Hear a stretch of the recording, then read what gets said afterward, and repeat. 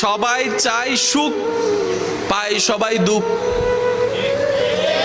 আচ্ছা, পরের মানুষের কাছ থেকে দুঃখ পাইলে তো মনের বুঝ দেওয়া যায়, নিজের সন্তানের কাছ থেকে যখন দুঃখ পায় এটা তো মেনে নেওয়ার মতো না।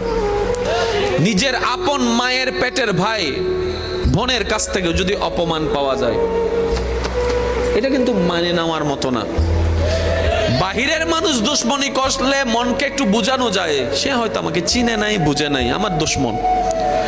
নিজের ভাই যখন দুশ্মন হয়ে যায়, নিজের রক্তের মানুষ যখন দুশ্মন হয়ে যায়, তাহলে যাবো তো যাবো কার কাছে?